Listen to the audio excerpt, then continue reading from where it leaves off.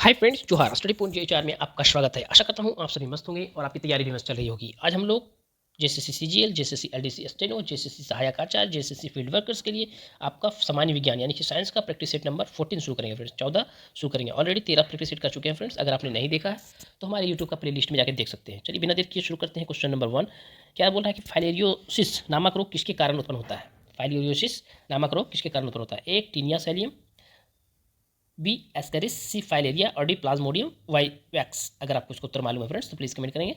इसका सही उत्तर जो हो जाएगा फ्रेंड्स वो आपका हो जाएगा फाइलेरिया। क्या हो जाएगा? सी फाइलेरिया। इसमें जो है फ्रेंड्स आपका फाइलेरिया रोग गोल कृमि के कारण होता है।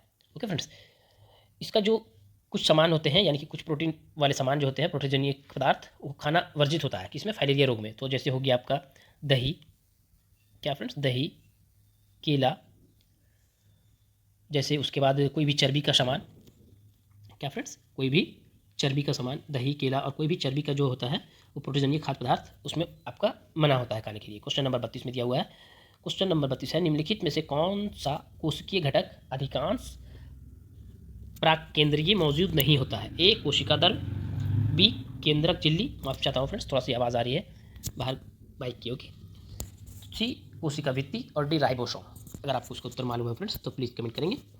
इसका सही उत्तर क्या हो जाएगा कि क्या बोल रहा है कि निम्नलिखित में से कौन सा कोशिकीय घटक अधिकांश प्राक केंद्रीय मौजूद नहीं होता है। तो इसका सही उत्तर हो जाएगा फ्रेंड्स तो आपका बी। क्या हो जाएगा? बी केंद्रक झिल्ली। क्या हो जाएगा फ्रेंड्स? बी केंद्रक झिल्ली। कोशिका का केंद्रक वह कोशिकीय घटक जिसके अधिकांश प्राक केंद्रीय मौजूद नहीं होती है, उसे केंद्रक झिल्ली कहते हैं फ्रेंड्स। अगला प्रश्न है क्वेश्चन नंबर 33, एक पीढ़ी से दूसरी पीढ़ी में वंशानुगत होने वाले अनुवंशिक पदार्थ कौन सा है। एक पीढ़ी से दूसरी पीढ़ी में वंशानुगत होने वाला अनुवंशिक पदार्थ कौन सा है। ए आरएनए, बी डीएनए, सी प्रोटीन और डी एंजाइम। अगर आपको इसका उत्तर मालूम है फ्रेंड्स तो प्लीज़ कमेंट करेंगे। इसका सही उत्तर हो जाएगा आपका हो जाएगा बी डीएनए। क्या हो जाएगा फ्रेंड्स? B DNA. डीएनए का जो है फ्रेंड्स खोज जो है, डीएनए की खोज दो वैज्ञानिक, क्या फ्रेंड्स? डीएनए की खोज जो है फ्रेंड्स दो वैज्ञानिक जेम्स वाटसन और फ्रांसिस क्रिक ने 1953 में किया था। कब हुआ था? तो 1953 में की थी। किसके? दो वैज्ञानिक जेम्स वाटसन और फ्रांसिस क्रिक ने। अगला प्रश्न है क्वेश्चन नंबर 34, राना टिग्रिना। क्या बोल रहा है फ्रेंड्स? राना टिग्रिना किस जीव का वैज्ञानिक नाम है। राना टिग्रिना किस जीव का वैज्ञानिक नाम है। ए भेड़िया, बी एशियाई मेंढक, सी बाघ और डी तेंदुआ। अगर आपको इसका उत्तर मालूम है फ्रेंड्स तो प्लीज़ कमेंट करेंगे। राना टिग्रिना जो है फ्रेंड्स किसका वैज्ञानिक नाम है, तो इसका उत्तर होना चाहिए बी एशियाई मेंढक। क्या होना चाहिए फ्रेंड्स? बी एशियाई मेंढक। इसमें दिया हुआ है भेड़िया, तो भेड़िया का जो है एशियाई जो है आपका वैज्ञानिक नाम होगा, क्या होगा? कैनिस ल्यूपस। क्या होगा फ्रेंड्स? कैनिस ल्यूपस। बाघ का अगर पूछा जाए क्या होगा? Panthera Tigris. क्या होगा फ्रेंड्स? Panthera Tigris. उसके बाद आपको तेंदुआ का पूछा जाए फ्रेंड्स तो पैंथरा पार्डर्स होगा। ओके फ्रेंड्स, अगला प्रश्न है क्वेश्चन नंबर 35। क्या दिया हुआ है? एक मिनट फ्रेंड्स, 35 में क्या दिया हुआ? स्वाद का पता लगाने के लिए, क्या बोला? स्वाद का पता लगाने के लिए अभिग्राहक को क्या कहते हैं। अभिग्राहक को क्या कहते हैं। ए संवेदी अभिग्राहक, बी रासायनिक अभिग्राहक, सी घ्राण अभिग्राहक और डी रसवेदी अभिग्राहक। अगर आपको इसका उत्तर मालूम है फ्रेंड्स तो प्लीज़ कमेंट करेंगे। इसका सही उत्तर जो हो जाएगा वो आपका हो जाएगा रसवेदी अभिग्राहक, यानी कि हो जाएगा डी रसवेदी अभिग्राहक। स्वाद का पता लगाने के लिए क्या लगाने वाले अभिग्राहक को हम लोग रसवेदी अभिग्राहक कहते हैं। स्वाद कलियों में स्वाद रिसेप्टर कोशिका होती है। स्वाद कलियों में स्वाद रिसेप्टर कोशिकाएं होती है जिन्हें रसवेदी कोशिका के रूप में भी जाना जाता है। अगला प्रश्न है क्वेश्चन नंबर 36, इनमें से कौन सा सूक्ष्म, क्या बोल रहा है फ्रेंड्स? इनमें से कौन सा सूक्ष्म पोषक तत्व थायराइड ग्रंथि के सामान्य संचालन हेतु आवश्यक है। क्या बोल रहा है कि इनमें से कौन सा सूक्ष्म पोषक तत्व थायराइड ग्रंथि के सामान्य संचालन हेतु आवश्यक है। A iodine, B potassium, C iron और डी कैल्शियम। अगर आपको इसका उत्तर मालूम है फ्रेंड्स तो प्लीज़ कमेंट करेंगे। इसका सही उत्तर हो जाएगा, क्या हो जाएगा फ्रेंड्स? आप सभी को मालूम होगा, ये क्वेश्चन तो चर्चित होता है, हो जाएगा ए आयोडीन। क्या हो जाएगा फ्रेंड्स? A iodine. आयोडीन का सूक्ष्म मात्रा जो है फ्रेंड्स थायराइड ग्रंथि के लिए के सामान्य संचालन हेतु आवश्यक है। सामान्य शरीर को प्रतिदिन, सामान्य मानव शरीर के प्रतिदिन औसत से 100 से कितना फ्रेंड्स? 150 माइक्रोग्राम आयोडीन की आवश्यकता होती है। सभी मानव स्वास्थ्य मानव को, सामान्य मानव को 100 से 150 माइक्रोग्राम आयोडीन की आवश्यकता होती है। अगला प्रश्न है फ्रेंड्स क्वेश्चन नंबर 37, बढ़ते भ्रूण के धारण और पोषण के लिए हर महीने मादा प्रजनन प्रणाली का कौन सा हिस्सा अपने आप को तैयार करता है। क्या बोल रहा है फ्रेंड्स? बढ़ते भ्रूण के धारण और पोषण के लिए हर महीने मादा प्रजनन प्रणाली को कौन सा हिस्सा अपने आप को तैयार करता है।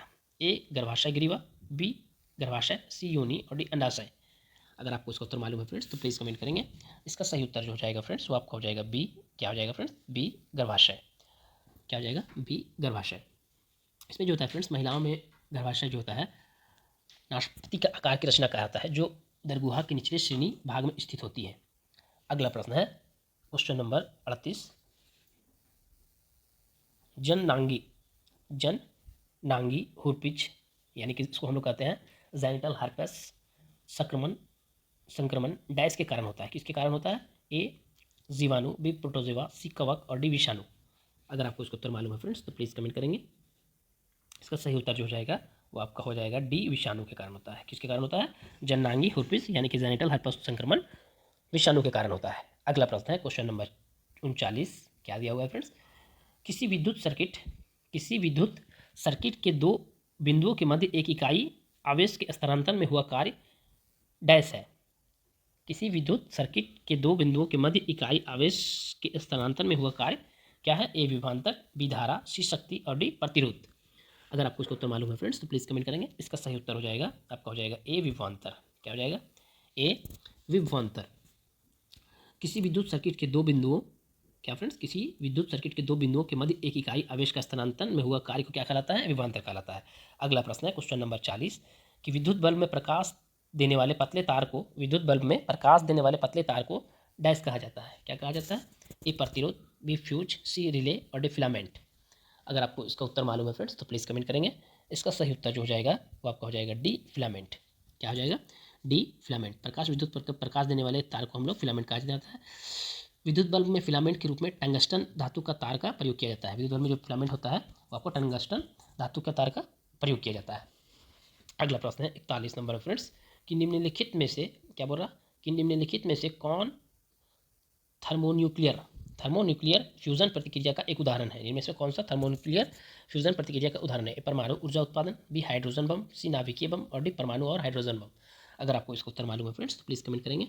इसका सही उत्तर जो हो जाएगा वो आपका हो जाएगा बी हाइड्रोजन बम। क्या हो जाएगा friends? B hydrogen bomb. Thermonuclear fusion reaction का उदाहरण हाइड्रोजन बम है। अत्यधिक उच्च तापमान पर होने वाली परमाणु प्रतिक्रिया को थर्मोन्यूक्लियर प्रतिक्रिया कहा जाता है। अगला प्रश्न है क्वेश्चन नंबर 42 किस सिद्धांत या नियम के आधार पर वस्तुएं पानी में तैरती है? क्या बोल रहा है? किस सिद्धांत या नियम के आधार पर वस्तुएं जो है पानी में तैरती है? ए न्यूटन के गति का तीसरा नियम, या बी फैराडे का नियम, या सी आर्किमिडीज का नियम और डी ओम का नियम। अगर आपको इसका उत्तर मालूम है फ्रेंड्स तो प्लीज़ कमेंट करेंगे। इसका सही जो उत्तर हो जाएगा वो आपका हो जाएगा सी आर्किमिडीज के नियम। क्या हो जाएगा फ्रेंड्स? सी आर्किमिडीज के नियम। आर्किमिडीज सिद्धांत क्या कहता है? किसी तरल माध्यम में किसी वस्तु पर लगने वाला उत्प्लावन बल उस वस्तु द्वारा विस्थापित तरल के भार के बराबर होता है। Okay friends. अगला प्रश्न है क्वेश्चन नंबर 43। क्या दिया हुआ है कि निम्नलिखित में से कौन सी एक वेक्टर मात्रा है? निम्नलिखित में से कौन सी एक वेक्टर मात्रा है? ए समय, बी तापमान, सी दूरी और डी वेग। अगर आपको इसका उत्तर मालूम है फ्रेंड्स तो प्लीज़ कमेंट करेंगे। क्वेश्चन क्या है कि निम्नलिखित में से कौन सा एक वेक्टर मात्रा है? तो इसका उत्तर हो जाएगा फ्रेंड्स आपका हो जाएगा डी वेग। क्या हो जाएगा फ्रेंड्स? डी वेग। ये राशियाँ जो होता है फ्रेंड्स जिनमें परिणाम के साथ साथ दिशा भी होती है उसे सदिश राशियाँ कहते हैं। वे राशियाँ जिनमें परिणाम के साथ साथ दिशा भी होती है उसे सदिश राशियाँ कहते हैं, जैसे वेग, विस्थापन, त्वरण, बल, भार, आवेग, संवेग, विद्युत आदि। अगला प्रश्न है क्वेश्चन नंबर 44। पवन की किस ऊर्जा का उपयोग करती है? पवन की किस ऊर्जा का उपयोग करती है? ए ऊष्मीय ऊर्जा, बी गतिज ऊर्जा, सी तापीय ऊर्जा और डी जलीय ऊर्जा। अगर आपको इसका उत्तर मालूम है फ्रेंड्स तो प्लीज़ कमेंट करेंगे। इसका सही उत्तर हो जाएगा आपका हो जाएगा बी गतिज ऊर्जा। पवन गतिज ऊर्जा का उपयोग करती है। अगला प्रश्न है क्वेश्चन नंबर 45। शक्कर के घोल में शक्कर एक डैश है। शक्कर के घोल में शक्कर एक क्या है फ्रेंड्स? ए विलायक, बी घुला हुआ पदार्थ, सी कोलाइड और डी सस्पेंशन। अगर आपको इसका उत्तर मालूम है तो प्लीज़ कमेंट करेंगे। इसका सही उत्तर हो जाएगा फ्रेंड्स वो आपका हो जाएगा बी घुला हुआ पदार्थ। क्या होता है फ्रेंड्स? बी घुला हुआ पदार्थ। अगला प्रश्न है क्वेश्चन नंबर 46 कि निम्नलिखित में से कौन सा परमाणु के बारे में सही नहीं है? क्या बोल रहा कि निम्नलिखित में से कौन सा परमाणु के बारे में सही नहीं? ए दो तत्वों के परिणाम समान होते हैं, बी वे 10⁻10 के क्रम के प्रसरण में होते हैं, ये बिल्कुल सही है। परमाणु आकार में बहुत छोटा होते हैं, ये भी सही है। परमाणु आकार में बहुत छोटे होते हैं। एक तत्व के परमाणु सभी अवस्थाओं के समान होते हैं, ये भी सही है। तो उसका उत्तर जो हो जाएगा फ्रेंड्स वो आपका हो जाएगा ए यही जो गलत है दिया हुआ, सही नहीं है, मतलब ये दो तत्वों के परमाणु समान होते हैं, यही गलत दिया हुआ है। क्वेश्चन नंबर 47 में दिया हुआ है फ्रेंड्स, क्या दिया हुआ है 47, एक मिनट, 47 में क्या दिया हुआ है कि जिन तत्वों में धातुओं और अधातुओं के बीच मध्यवर्ती गुण होते हैं, जिन तत्वों में धातुओं और अधातुओं के बीच मध्यवर्ती गुण होते हैं उन्हें अधातु मेटलॉट कहा जाता है। निम्नलिखित में से किसे उपधातु मेटलॉट के रूप में जाना जाता है? इनमें से कौन सा उपधातु है या मेटलॉइड है को जाना जाता है, वो बताना है। ए कार्बन, बी तांबा, सी आयोडीन और डी जर्मेनियम। अगर आपको उसको उत्तर मालूम है फ्रेंड्स तो प्लीज़ कमेंट करेंगे। इसको जो है, इसका सही उत्तर हो जाएगा वो आपका हो जाएगा डी जर्मेनियम। क्या हो जाएगा फ्रेंड्स? D germanium. जिन तत्वों के धातुओं और अधातुओं के बीच एक मध्यवर्ती गुण पाए जाते हैं, जिन तत्वों में धातुओं और अधातुओं के बीच के मध्यवर्ती गुण पाए जाते हैं उनको उपधातु के रूप में भी जाना जाता है।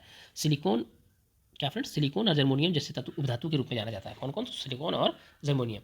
अगला प्रश्न है क्वेश्चन नंबर 48, वह एकमात्र अधातु कौन सी है? क्या बोल रहा है? वह एकमात्र अधातु कौन सी है जो कमरे के तापमान पर दर में बदल देती है? वह एक मात्र अधातु कौन सी है जो कमरे के तापमान पर दर में बदल देती है? ए पारा, बी ब्रोमीन, सी क्लोरीन और डी गैलियम। अगर आपको उसका उत्तर मालूम है फ्रेंड्स तो प्लीज़ कमेंट करेंगे। इसका सही उत्तर हो जाएगा, कमरे का तापमान को दर में बदलना किसका काम है, तो आपको हो जाएगा बी ब्रोमीन। क्या हो जाएगा फ्रेंड्स? B bromine. ब्रोमीन एक ऐसी धातु है जो कमरे के तापमान पर दर में बदल जाती है। यह गहरे लाल रंग की होती है फ्रेंड्स। इसमें तीक्ष्ण गंध होता है। इसका रासायनिक संकेत जो होता है, यानी इसका रासायनिक जो होता है संकेत, वो क्या होता है? B are. इसको ब्रोमीन कहते हैं। अगला प्रश्न है क्वेश्चन नंबर 19, दूध ताजे दूध वाला ताजे दूध में थोड़ा सा बेकिंग सोडा मिलाता है। क्या हो रहा है? दूध वाला जो है ताजे दूध में थोड़ा सा बेकिंग पाउडर मिलाता है। उसका क्या कारण है? दूध के अम्लीय को रोकने के लिए, बी दूध का स्वाद बेहतर बनाने के लिए, सी दूध का क्रीम बढ़ाने के लिए और डी दूध का गाढ़ेपन में सुधार लाने के लिए। अगर आपको इसका उत्तर मालूम है फ्रेंड्स तो प्लीज़ कमेंट करेंगे। इसका सही उत्तर हो जाएगा फ्रेंड्स दूध के अम्लीकरण को रोकने के लिए। ए दूध के अम्लीकरण रोकने के लिए दूध का ताजे दूध में थोड़ा सा बेकिंग सोडा जो होता है दूध वाला मिलाता है। उसका क्या किस लिए मिलाता है? दूध के अम्लीकरण को रोकने के लिए। बेकिंग सोडा या फिर सोडियम कार्बोनेट का नाम क्या होता है फ्रेंड्स? रासायनिक नाम NaHCO3। क्या होता है? NaHCO3 एक कार्बनिक यौगिक है। इसे मीठा सोडा या खाने का सोडा भी कहते हैं। अगला प्रश्न है क्वेश्चन नंबर 50 और आज का आखिरी प्रश्न फ्रेंड्स। अगर आपको इसका PDF चाहिए फ्रेंड्स तो हमारे टेलीग्राम चैनल ज्वाइन कीजिएगा। टेलीग्राम का लिंक जो है आपको डिस्क्रिप्शन में मिल जाएगा। वहाँ से आप जो है फ्रेंड्स आप इसका PDF ले सकते हैं। ऑलरेडी 13 प्रैक्टिस सेट का PDF डाल दिया गया है। ओके फ्रेंड्स, चलिए बिना देर के शुरू करते हैं लास्ट प्रश्न आज के लिए। इस सेट का क्वेश्चन नंबर 50 में दिया हुआ है, रासायनिक समीकरण में प्रतिक्रिया की स्थिति किस स्थान पर इंगित की जाती है? रासायनिक समीकरण में प्रतिक्रिया की स्थिति किस स्थान पर इंगित की जाती है? ए तीर के ऊपर और नीचे, बी केवल तीर के नीचे, सी समीकरण की शुरुआत और डी केवल तीर के ऊपर। अगर आपको इसका उत्तर मालूम है फ्रेंड्स तो प्लीज़ कमेंट करेंगे। इसका सही उत्तर जो हो जाएगा वो आपका हो जाएगा तीर के ऊपर और नीचे। रासायनिक समीकरण की प्रतिक्रिया जो है फ्रेंड्स किस स्थान पर इंगित की जाती है? तो तीर के ऊपर और नीचे। अगर आप इस चैनल पर आप नए हैं फ्रेंड्स और अगर आपको वीडियो अच्छा लगा हो तो प्लीज़ हमारे चैनल को सब्सक्राइब करें, लाइक करें, कमेंट करें। Thank you friends.